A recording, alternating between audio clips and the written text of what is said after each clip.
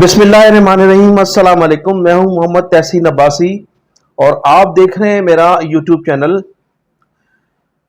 آج کے ولاگ میں ہم سب سے پہلے ذکر کریں گے کراچی میں جو دودھ کے ریٹس 2 روز قبل بڑھائے گئے ہیں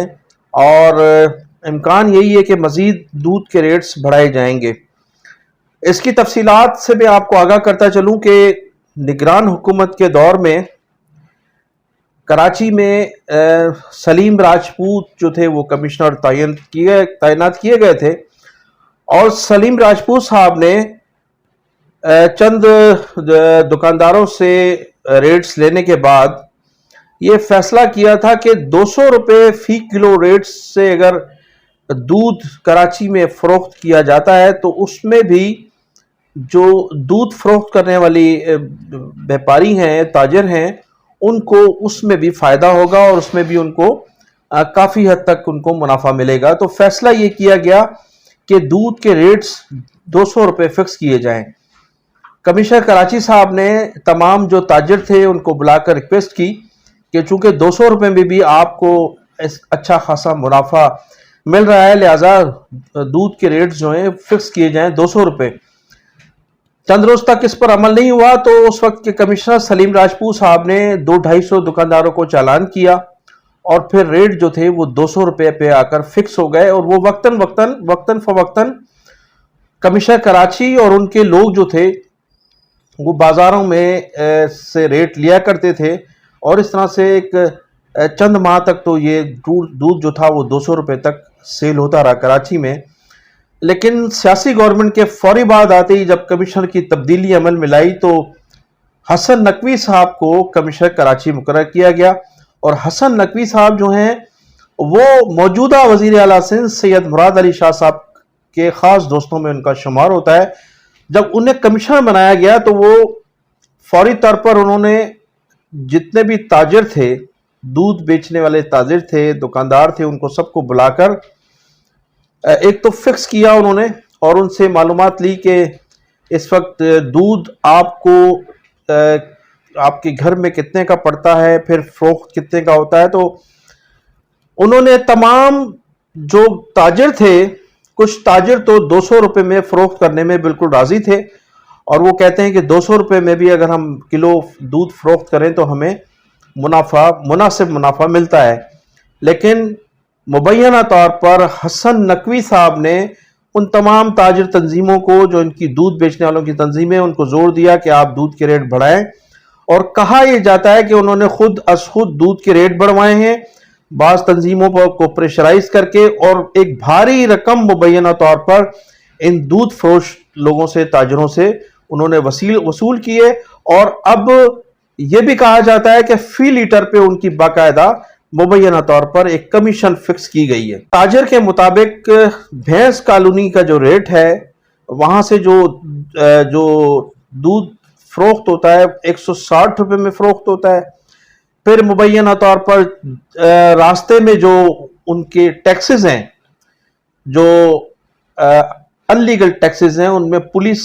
کا بھی ٹیکس ہے، پھر ڈی سی آفس کے اخراجات ہیں، کچھ ان کی ایک تنظیم ہے گجر صاحب، ان کو کچھ حصہ جاتا ہے فی لیٹر کے حساب سے تھانے کا، اس علاقے کا تھانہ، پھر ڈی ایس پی، پھر مبینہ طور پر کہا جاتا ہے کہ ایس پی صاحبان تک بھی وہ حصہ پہنچتا ہے۔ لیکن ان دنوں میں چنا ہے کہ کاشف عباسی صاحب نے یہ تمام چیزیں بند کر دی ہیں اس وقت کے جو موجودہ ایس ایس پی ہیں ملیر کے، لیکن پھر بھی تقریباً وہ 160 روپے میں وہاں سے روانہ ہوتا ہے بھینس کالونی سے، اور اس طرح سے 220 روپے میں اس وقت کراچی میں دودھ فروخت ہو رہا ہے۔ اور مجھے ایک تاجر نے نام ظاہر نہ کرنے کی صورت میں یہ بتایا کہ حسن نقوی صاحب نے بعض تاجروں سے وعدہ کیا ہے کہ اگر وہ مزید 1 سال کراچی کے کمشنر رہے تو دودھ جو ہے وہ اپنے ہوتے ہوئے 300 روپے لیٹر تک جو کی منظوری دے کر جائیں گے۔ تو حسن نقوی صاحب جو ہیں وہ کمشنر کراچی سے زیادہ ان تاجروں کے نمائندے بن گئے ہیں جنہوں نے 200 روپے سے اور 220 روپے کا جو دودھ فروخت کر رہے ہیں ان کی نگرانی میں۔ اور اس کے علاوہ جو سب سے ایک بڑا جو المیہ ہے کہ جو پرائیویٹ طور پر ایک کمیٹی بنائی جاتی تھی، پرائس کنٹرول کمیٹی، وہ بھی اس وقت موجود نہیں ہے کراچی میں. تو اس طرح سے تمام جو تاجر ہیں، دودھ کے تاجر، وہ من مانیاں بھی کر رہے ہیں اور دودھ جو ہے 220 روپے میں فروخت ہو رہا ہے، جو لوگوں کی پہنچ سے آگے بڑھتا جا رہا ہے. تو غریب آدمی جو ہے وہ اب آگے چل کر دودھ خریدنے کے بھی قابل ہوتا ہوا نظر نہیں آ رہا ہے. تو کمشنر کراچی صاحب نے آتے ہی 20 روپے ریٹ بڑھائے ہیں اور کہا یہ جا رہا ہے کہ چند ماہ کے بعد دودھ 250 روپے کلو ملے گا اور پھر 1 سال کے بعد دودھ جو ہے وہ کراچی میں 300 روپے میں فروخت ہوگا. تو یہ ایک بڑی ڈیولپمنٹ ہے بڑی چیف منسٹر صاحب کی کہ وہ اپنے دوست کو انہوں نے کمشنر بنایا اور کمشنر صاحب نے یہ کراچی کے لوگوں پر ایک بہت بڑا ظلم کیا ہے. تو اس سلسلے میں ہمیں فوری طور پر شہریوں کو احتجاج کرنا چاہیے. اگر آپ کراچی کے شہری 3 روز تک دودھ لینا چھوڑ دیں تو یہ ریٹس بھی واپس آ سکتے ہیں اور یہ جو تاجر ہیں منافع خور تاجر، ان کے بھی دماغ درست ہو سکتے ہیں. تو آئندہ ولاگ میں دودھ کے جو تاجر ہیں، جن تاجر تنظیموں کے حوالے سے بھی آپ کو پوری تفصیلات سے آگاہ کروں گا اور تازہ اس تنظیم کے جو سربراہ ہیں گجر صاحب، ان کی بھی میں تمام صورتحال سے، وہ کون ہیں، کہاں سے آئے ہیں، ان کا کیا تعلق ہے اور وہ اتنا بڑا فنڈ لے کر جو دودھ کے تاجر ہیں ان کے لیے کون سی فلاح و بہبود کا کام کر رہے ہیں. ناظرین، آج کے ولاگ میں میرے پاس سب سے بڑی خبر بجلی کے حوالے سے ہے اور آج کے پاکستان کے سب سے بڑے انگریزی روزنامے ڈان اخبار کی ایک یہ اداریہ ہے اور اس اداریے میں پاور ڈویژن کی ایک رپورٹ شائع ہوئی ہے. اس رپورٹ کے مطابق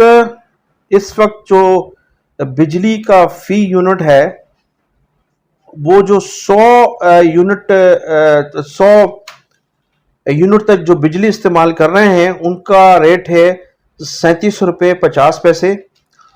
اور جو لوگ 200 یونٹ استعمال کر رہے ہیں ان کا ریٹ ہے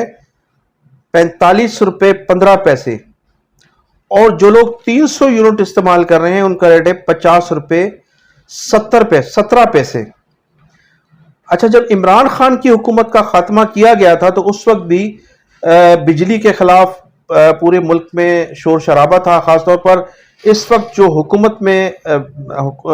میں بیٹھے ہیں جماعتیں، ان لوگوں نے کافی شور مچایا تھا اور کافی جو تھا واویلا تھا، اسمبلی میں بھی، باہر بھی، جلسوں میں بھی بجلی مہنگی اور پیٹرول مہنگا اور اس کے نعرے لگائے جاتے تھے. لیکن عمران خان کی حکومت کے دور میں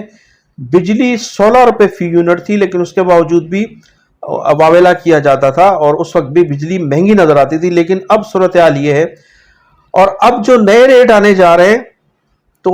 وہ بجلی جو ہے وہ ہمیں 59 روپے 27 پیسے کی پڑے گی جو لوگ 300 یونٹ استعمال کریں گے اور جو لوگ 100 یونٹ استعمال کریں گے ان کی بجلی ہوگی 56 روپے اور جو 200 یونٹ استعمال کریں گے ان کی بجلی ہوگی 61 روپے. تو جو پاور ڈویژن کی جو رپورٹ ہے اس میں یہ نئے ریٹ سامنے آئے. مزید جو اگست میں جو بجلی کے بل بڑھائے جا رہے ہیں تو اس طرح سے یہ نئے ریٹس ہیں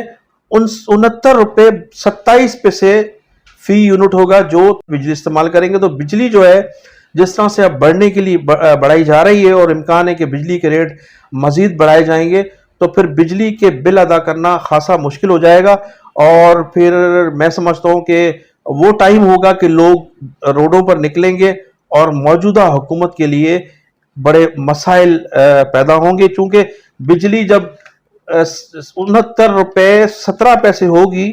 تو پھر بجلی کا بل کس طرح سے ادا کیا جائے گا. ایک غریب آدمی جو اس وقت بجلی کا بل ادا نہیں کر رہا ہے تو پھر 2 ماہ کے بعد جو نئے ریٹس آ رہے ہیں اس میں لوگ کس طرح سے بجلی کو افورڈ کر سکیں گے. تو ہونا تو یہ چاہیے تھا کہ اس وقت تمام جو آئی پی پیز کے جو ہمارے معاہدے ہیں ان کو ختم کرنا چاہیے اور آئی پی پیز کی جتنے بھی ایگریمنٹ ہیں ان کو ختم کر کے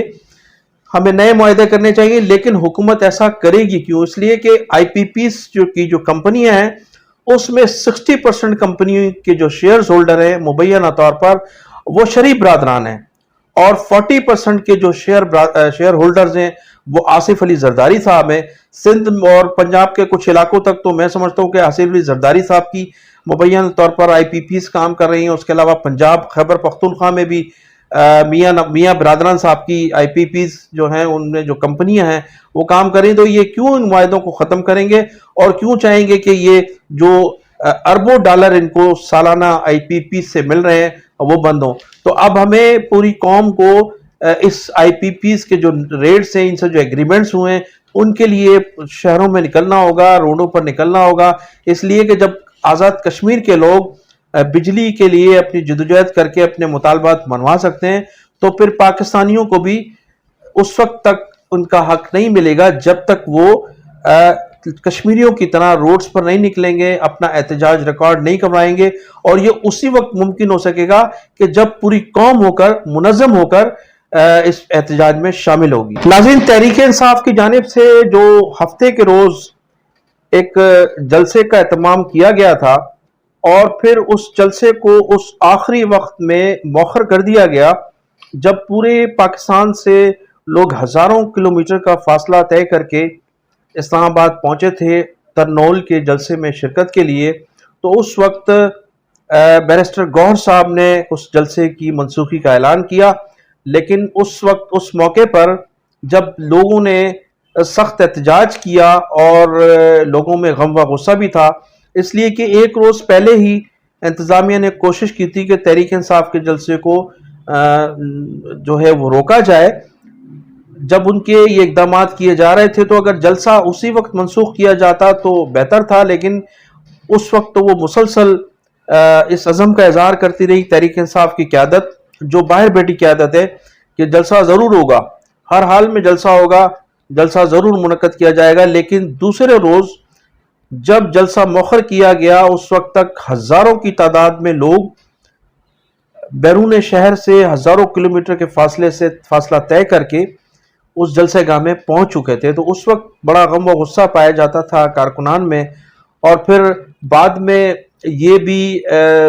بات کھل کر سامنے آ گئی کہ جن لوگوں نے جلسے کی منسوخی کا اعلان کیا وہ گزشتہ کئی ماہ سے اسٹیبلشمنٹ کے ہاتھوں میں کھلونا بنے ہوئے تھے، اور اس کی نشاندہی بانی متحدہ الطاف حسین بھی کرتے رہے ہیں، اور پھر اس وقت یہ ظاہر بھی ہوا جب انہوں نے جلسے کی منسوخی کا اعلان کیا تو تمام لوگوں میں غم و غصہ پایا جاتا ہے۔ تو اب اطلاعات یہ ہیں کہ 3 لوگ جو ہیں تحریک انصاف کے، جو عمران خان صاحب سے مسلسل رابطے میں ہیں اور وہ روزانہ کی بنیاد پر ان سے ملتے ہیں، صلاح مشورے بھی کرتے ہیں، ان 3 لوگوں کو بتایا جاتا ہے کہ اب بہت جلد فارغ کیے جانے کا امکان ہے، اور وہ 3 لوگ چند روز میں منظر عام پر آ جائیں گے۔ تو آج ایک موقع پر جب یہ صورتحال تھی تحریک انصاف کے کارکنان کی اور تحریک انصاف کی لیڈرشپ کی، تو مجھے ایک وہ تحریر جو تھی حسن نثار صاحب کی، جو انہوں نے ایک موقع پر لکھی تھی، اور اس موقع پر انہوں نے کیا فرمایا تھا، روزنامہ جنگ کی اس میں تحریر تھی حسن نثار صاحب کی۔ حسن نثار صاحب نے عمران خان صاحب کو مشورہ دیتے ہوئے کہا تھا کہ عمران خان صاحب کو چاہیے کہ وہ اپنے کارکنان کی تربیت اس طرح سے کرے جس طرح بانی متحدہ الطاف حسین صاحب نے اپنے کارکنان کی تربیت کی ہے۔ انہوں نے کہا کہ الطاف حسین نہ صرف ایک لیڈر ہے بلکہ وہ ایک ٹیچر بھی ہے جو اپنے کارکنان کی تربیت بھی کرتا ہے۔ پھر آخر میں انہوں نے کہا کہ کسی بھی لیڈر کو ایک اچھا ٹیچر بھی ہونا چاہیے۔ ٹیچر جو ہے وہ کبھی مرتا نہیں ہے، اس لیے کہ ٹیچر کی دی ہوئی تربیت وہ آگے تک جاتی ہے، اور پھر ان تربیت کو دیکھ کر لوگ اس ٹیچر کو یاد کرتے ہیں جس ٹیچر نے ان لوگوں کو تربیت دی ہوتی ہے جو اس جہان میں، اس دنیا میں مقام بناتے ہیں۔ حسن نثار صاحب نے اپنی تحریر میں یہ بھی لکھا ہے کہ ٹیچر ہمیشہ زندہ رہتا ہے، اور ٹیچر اپنے بچوں کو بتاتا ہے کہ بھوک سے بدن ٹوٹ رہا ہو تو بھی کھانے پر کتوں کی طرح حملہ آور نہیں ہونا چاہیے۔ حسن نثار صاحب کی یہ جو تحریر تھی جس میں انہوں نے بانی متحدہ الطاف حسین صاحب کی اپنے کارکنان کو تربیت کے حوالے سے جو مثالیں دی ہیں، اور ان کی ڈسپلن کے متعلق جو انہوں نے کہا کہ الطاف حسین صاحب کے جو کارکنان ہیں، اس کی جماعت میں اور اس کے کارکنان میں جو ڈسپلن ہے وہ مثالی ہے، اور دنیا میں بہت کم ایسی سیاسی جماعتیں یا ایسے لیڈر ہوتے ہیں جن کے کارکنان میں ایسا ڈسپلن ہوتا ہے۔ تو ان کی جو یہ تحریر تھی، یہ اگرچہ چند ماہ پہلے تھی، ایک دو ماہ پہلے کی یہ تحریر تھی، لیکن آج اس تحریر کو